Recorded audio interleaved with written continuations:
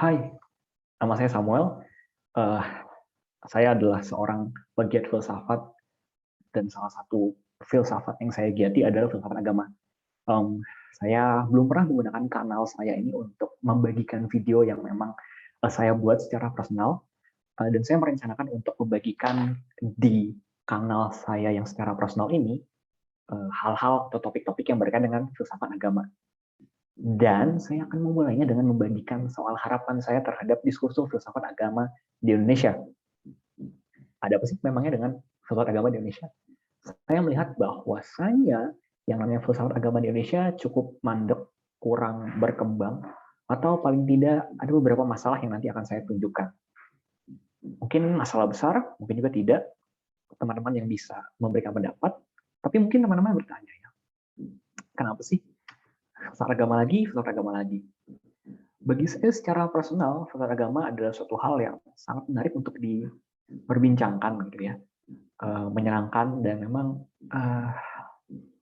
ya mungkin terdengar membosankan. Tapi sekali lagi, hal ini buat saya karena ada permasalahan dengan topik yang itu saja di filsafat agama konteks Indonesia. Saya melihat ada beberapa masalah di Indonesia nih. Pertama, bahwa yang namanya pendekatan atau modus berfilsafat yang cukup monolitik di dalam konteks filsafat di Indonesia. Atau paling tidak kalau saya lihat di lingkar pertemanan saya di Flarui. Nanti saya akan bagikan kenapa. Kedua, saya juga melihat bahwa kurangnya representasi terhadap posisi ateisme atau gnostisisme filosofis. Ketiga, tidak adanya presentasi terhadap konsep alternatif ketuhanan lainnya. Keempat, saya juga berpikir bahwa sumber bacaan-bacaan filsafat agama yang terkini kurang dapat diakses di Indonesia atau kurang orang-orang tahu aksesnya. Kelima, mungkin juga bahwa yang saya hendak lakukan adalah suatu ajakan kepada para pegiat filsafat agama di Indonesia untuk membuat kegerakan yang sifatnya akar rumput. Nanti saya akan jelaskan juga kenapa saya menginginkan hal ini. Kita bahas yang pertama dulu deh. Maksudnya apa sih pendekatan monolitik? Buat saya, modus berfilsafat di Indonesia umumnya hanya ada dua. Yang pertama, sifatnya apologetis, dan yang kedua, dialog antar agama. Modus apologetis umumnya itu dilakukan dengan menjawab permasalahan-permasalahan yang ditujukan kepada satu bentuk agama tertentu. Yang umumnya saya temukan di dalam kekristenan, katolisisme, Islam, atau paling tidak monoteisme secara menyeluruh. Ya nggak sih? Biasanya romo-romo, gitu ya, kita lihat lah ya, memberikan argumentasi-argumentasi terkait keberadaan Tuhan, kan? Mengapa sains dan agama tidak berkonflik, mengapa kejahatan tidak menjadi alasan bagi seorang untuk tidak menjadi ateis, dan semacamnya. Kita temukan itu banyak. Atau yang kedua, modus dialog antar agama. Ya juga kita temukan, gitu ya, ya Islam dan Kristen umumnya. Dan saya lihat memang paling banyak Kristen dan Islam. Saya percaya bahwa kedua-duanya itu adalah topik yang sebenarnya menarik, yang kedua dan penting, serta sesuai dengan konteks pluralitas agama yang ada di Indonesia. Sebenarnya tidak masalah, ya sebenarnya tidak masalah. Ya, jadi konteks pluralitas itu memang sangat terasa ya. Misalnya modus apologetis lah ya. Ya, siapa yang paling benar, gitu kan? Pendekatan filosofis apa, siapa yang paling tepat, gitu kan? Itu kita temukan. Dan banyak tokoh-tokoh yang seperti itu juga laku di Indonesia. Tapi ada permasalahan di pendekatan macam ini. Buat saya, dampak negatifnya adalah pendekatan macam ini cenderung merepresentasikan sebagai agama saja. Seperti yang tadi saya bilang, Kristen dan Islam. Bagaimana dengan agama-agama lainnya? Atau ide-ide teisme atau ide-ide ketuhanan yang lainnya? Apakah tidak mungkin untuk dibahas di sini? Yang kedua, terlampau teologis dibandingkan pendekatan yang filosofis, ya kan? Mempresupposisikan ide Tuhan tertentu, Kristen, Islam, doktrin-doktrin yang nggak bisa kita pertanyakan. Kedua, terlampau konvensional, gitu ya, sama ya, sangat partikular dibandingkan scientific dalam konteks yang lebih besar ya, bukan science, natural sciences, tapi scientific. Oke? Nah, buat saya, di dalam berfilsafat, terutama dalam konteks filsafat agama, kita harus bersikap reflektif dibandingkan reaksioner. Biasanya modus-modus apologetis itu tujuannya adalah menjawab tantangan yang ada yang ditujukan kepada teisme, terutama teisme klasik, monoteisme. Kristen, Islam, Yahudi. Dan ini pendekatan yang sangat monolitik yang saya rasa membuat filsafat agama di Indonesia untuk menjadi miskin.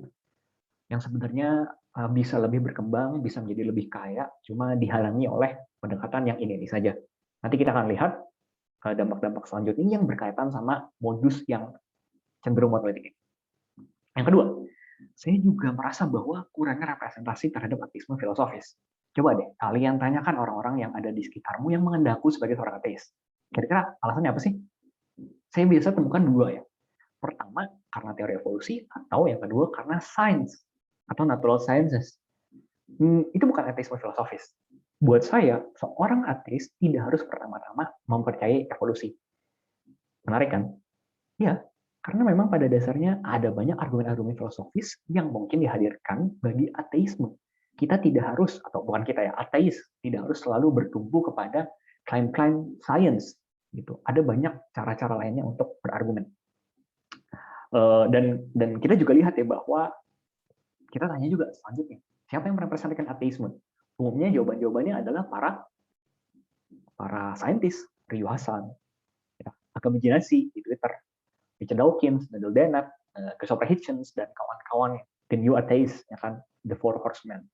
Yang menurut saya, ya mereka hebat, mereka cerdas di dalam bidang mereka sendiri, tapi mungkin kurang filosofis. Ya, banyak kritikan yang diajukan kepada mereka dan yang tidak mungkin saya bahas kali ini. Tapi iya, misalnya saja, mungkin ini terdengar strawman, tapi Dawkins pernah mengucap kalau apaan tuh filsafat analitik dan kontinental? Emang ada kimia analitik dan kontinental? Ya, mungkin dia tidak terlalu mengerti filsafat, ya nggak sih? Oke, mungkin lain kali kita akan bahas ada apa permasalahan, ada apa dengan pendekatan ala ateisme baru. Nah, buat saya, kalau ini yang mereka adalah orang-orang yang dianggap representasi dari ateisme filosofis, saya pikir adalah kabar buruk atau enggak sayang sekali. Jadi, tapi no offense, saya sangat menghormati mereka semua, orang-orang cerdas, orang-orang pintar, tapi mungkin tidak di dalam konteks berfilsafat. Ya, saya rasa ada banyak tokoh-tokoh lainnya yang lebih pantas untuk dijadikan sebagai representasi dari ateisme, yang mungkin lain kali akan kita bahas di kanal ini. Sebut saja pertama Graham Oppy, seorang filsuf yang katanya filsuf menulis tulisan terbaik bagi ateisme dan against theism, Arguments about God, dan beberapa buku lainnya dari Australia. Giles Schellenberg dengan argumen dari ketersembunyiannya, divine hiddenness, sangat cerdas dan sangat humble. Michael Ruse, seorang scientist teori evolusi, tapi juga seorang filsuf. Paul Draper, Nick Krakakis, Michael Tooley, Peter Singer, tentu kita tahu juga, dan tokoh-tokoh lainnya. Saya lebih menyenangi mereka ya dibandingkan orang yang tadi saya sebut, karena mereka orang-orang di sini lebih punya ya mungkin ini nuansa daripada para filsuf-filsuf agama ya, mereka punya kerendahan hatian intelektual gitu ya. Mereka nggak akan sekonyong-konyong mengatakan bahwa yang namanya ateisme rasional, teisme irasional. Buat mereka tidak seperti itu cara kerjanya.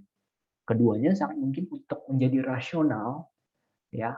Tapi pertanyaannya mana yang lebih kuat saja gitu ya terkait argumennya. Oke, jadi ini adalah tokoh-tokoh yang mungkin bisa kita bahas di kanal ini di lain waktu. Selain itu, saya juga merasa bahwa representasi konsep alternatif ketuhanan tidak ada. Tadi saya sudah bilang, umumnya Islam dan Kristen saja. Padahal ada banyak jenis-jenis Tuhan lainnya gitu ya, pemahaman akan Tuhan yang lainnya. Ada panteisme, ada panenteisme, ada teistik idealisme ya, bukan idealis lawan katanya pragmatis. Ada juga fiksionalisme religius, agama bagi mereka yang tidak percaya atau yang tidak beragama. Ada ultimisme ala Schellenberg, ada naturalisme religius, ada animisme, yang salah satu dosen yang saya kenal, T.D. Smith, suka bahas, dan yang lainnya. Saya pikir akan sayang sekali kalau konsep-konsep ini tuh tidak dibahas sama para filsuf atau kita sebagai pegiat filsafat di Indonesia. Oke, jadi ini sebuah ajakan gitu ya, kalau bisa saya bilang. Terakhir, kita juga agak abai, jadi kita nyaman dengan gelembung di mana kita berada gitu ya.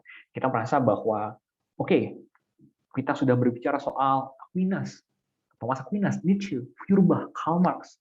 Sebutlah nama-nama yang sangat klasik tersebut. Ya, itu kita seakan-akan hidup di dalam gelembung. Iya masih ada sih orang-orang di luar negeri, abroad ya, di luar Indonesia yang bahas mereka. Tetapi saya pikir kita juga harus aware sama publikasi-publikasi terkini terkait artikel-artikel tentang agama. Ya kan, pertanyaan apakah tidak ada nama lainnya? Jadi saya sih bosen ya, atau kayak sayang sekali gitu ya. Sekali lagi kita cenderung hidup di dalam gelembung kita. Saya ingat perkataan dosen saya, Bung Sandi, kita ya adalah bagian daripada akademisi bukan hanya di Indonesia tapi juga dunia. Kita harus aware sama perkembangan-perkembangan yang ada di luar Indonesia. Kalau memang mau dianggap sebagai akademisi yang nggak cuma jago kandang. Saya pikir banyak di antara kita atau bahkan akademisi-akademisi lainnya yang jagonya di kandang doang, gitu kan? Atau paling nggak mau nengok keluar. Sudah terlalu nyaman dengan kondisi yang ada. Dan lewat kanal ini saya juga akan coba membagikan tulisan-tulisan akademik, diskursus sesat agama yang global. Mungkin 1-2 kali, beberapa kali kita bisa bahas lewat video-video jurnal terkini. Terakhir, ini juga sebuah ajakan dari saya untuk bersama-sama menggeluti filsafat agama secara akar rumput. Saya pikir kita semua tahu betapa toksiknya akademia di Indonesia, ya nggak sih? Birokratis, ya kan, fokusnya pada proyekan pemerintah, itu kan, jarang publikasi dosen-dosennya dan semacamnya, dan masih bisa jadi dosen, gitu kan pertanyaan saya itu. Cuma perlu diingat, ini bukan salah mereka, ini adalah salah daripada struktur akademia di Indonesia itu sendiri. Oke, jadi saya tidak menyalahkan individu-individu yang ada, tapi ya individu tersebut, saya tidak merujuk orang-orang tertentu ya, cuma yang saya lihat fenomenanya cenderung untuk ya sudah dapat posisi akademik, sudah nyaman, ya udah cukup, nggak usah muluk-muluk ya memajukan atau menulis tulisan-tulisan yang kekinian. Dia cenderung untuk tinggal di dalam struktur saja. Tapi ya ini masalah yang pelik sebenarnya. Cuma yang sayang sekali gitu kan, karena ada kita nih, ada saya, ada teman-teman saya yang lain yang sebenarnya mengharapkan ekosistem iklim akademik yang lebih kaya dibandingkan proyekan pemerintah gitu loh. Saya nggak ngerti ya kenapa filsafat fokusnya juga di proyekan pemerintah. Ya mungkin struktur sekali lagi ya. Dan kedua, gitu ya, ini alasan kedua ya kenapa enggak berkembang filsafat agama Indonesia. Yang memang filsafat agama itu dalam tanda kutip tidak berguna ya, tanda kutip tidak berguna bagi orang-orang di sini, ya kan? Kalau di luar negeri saya suka sekali melihat bagaimana para filsuf-filsuf agama itu mendapatkan grant yang besar-besaran dari yayasan-yayasan tertentu. Sebut saja John Templeton, bahkan ateis pun didanai Graham Hopi didanai oleh kelompok-kelompok ateis di Australia. Jadi ya memang kita tidak ada uang ya, tidak ada uang, tidak ada logistik, logika nggak jalan gitu. Kayak saya lah. Jadi ini harapan saya teman-teman. Buat teman-teman yang menonton ini, saya sangat berharap kita bisa saling ngobrol, jadi punya kesempatan untuk saling berdialog, ya, untuk kemudian yuk kita bentuk satu kelompok, kita menulis dan juga update dengan tulisan-tulisan terkini.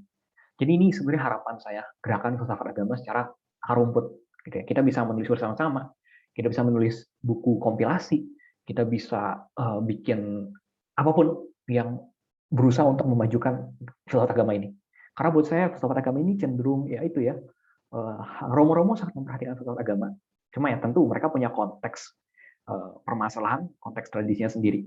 Oke, jadi ya cenderung seperti itu, gitu kan? Dan memang biasanya kebanyakan menggembalakan umat, gitu kan?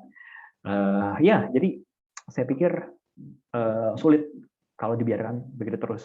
Kita bisa mencoba untuk memajukannya. Sekali lagi, ajakan untuk memajukannya secara akar rumput. Oke? Jadi ini concern saya ya, ini harapan saya dan saya harap teman-teman bisa menangkap apa yang saya sampaikan di sini. Jadi teman-teman kalau mau kontak saya bisa di ketiga tempat ini, email, Twitter, dan juga Instagram. Sekali lagi, ini adalah keinginan saya, dan mungkin kedua, saya akan terus update topik-topik berkaitan dengan filsafat agama di kanal saya ini. Pendekatan yang berbeda. Masa kalian mau sih hidup di dalam echo chamber kalian, yang Kristen dengerin yang Kristen doang, yang Islam dengerin yang Islam doang, yang teis dengerin yang teis doang, yang ateis dengerin yang science doang. Kita coba untuk perluas apa yang kita dengar, apa yang kita lihat. Dan ini yang saya percaya ya, filsafat agama itu sangat membangun karakter seseorang, terutama terkait dengan kerendahan hatian intelektual, epistemic humility, intellectual humility. Saya rasional bukan berarti kamu jadi tidak rasional. Dan itu yang akan kita coba bangun, ekosistem yang sehat, dialog dengan kerendahan hatian intelektual, menulis, dan juga bersinergi bersama.